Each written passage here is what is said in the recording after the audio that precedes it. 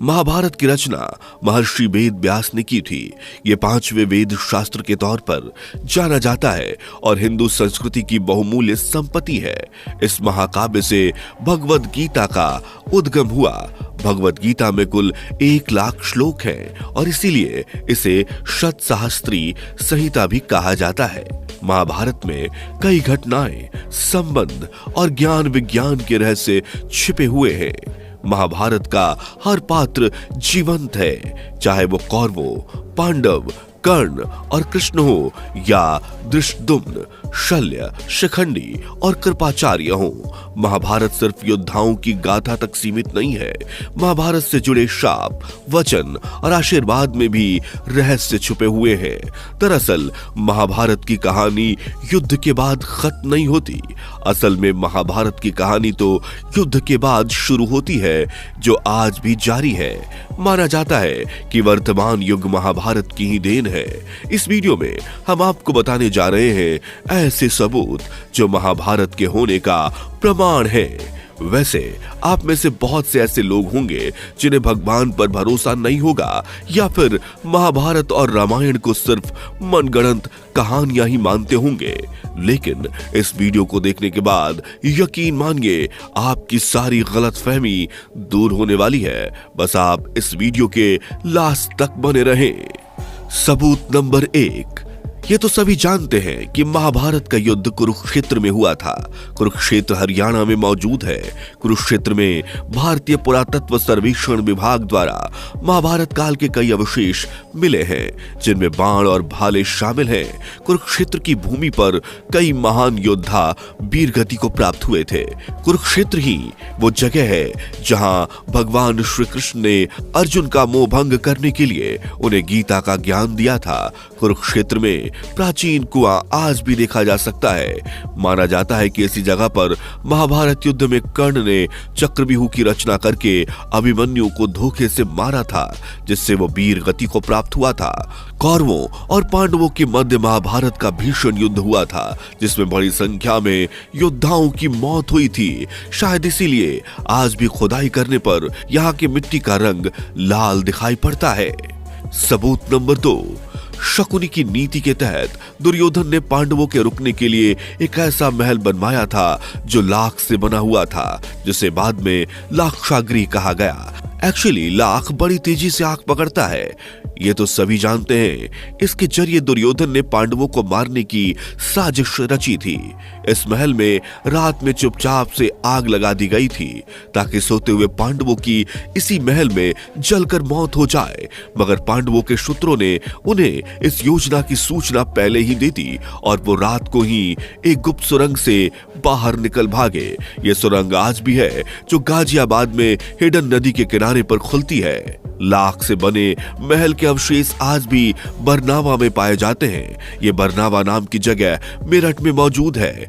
इसके अवशेष आज भी यहाँ एक टिले के रूप में मौजूद है। लाक्षागृह से निकलने पर भटकते हुए पांडव नागालैंड पहुंच गए थे।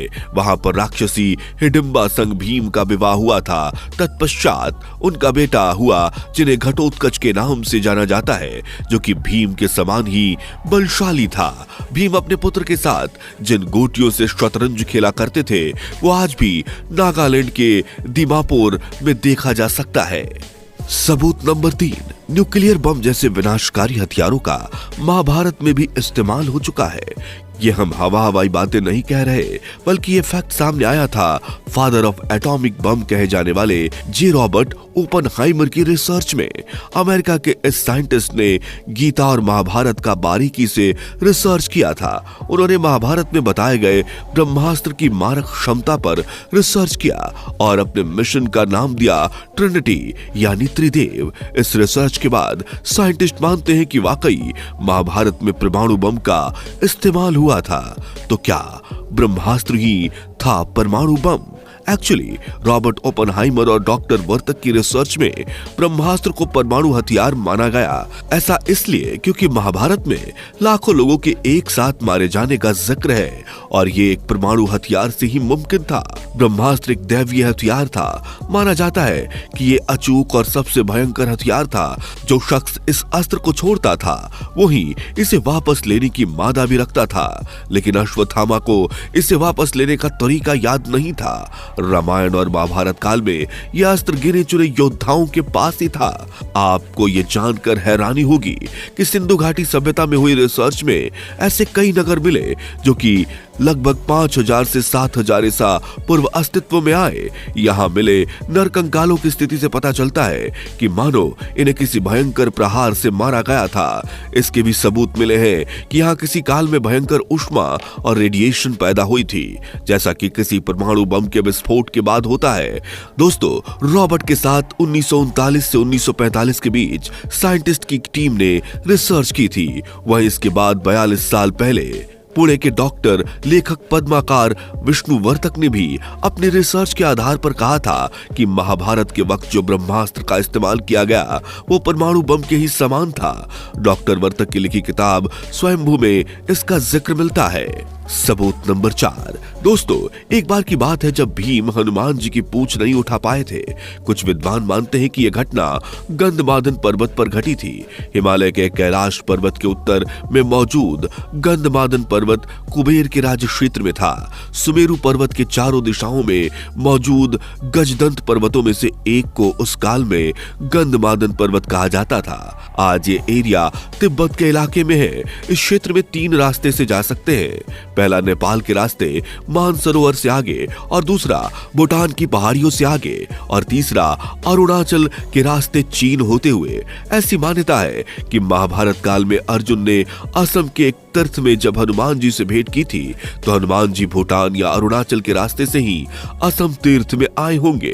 हालांकि कुछ विद्वानों के अनुसार उत्तराखंड के जोशीमठ से लगभग 25 किलोमीटर दूर हनुमान चट्टी है। यहाँ भीम और हनुमान जी की भेंट हुई थी और हनुमान जी ने भीम को महाभारत युद्ध में विजयी होने का आशीर्वाद दिया था।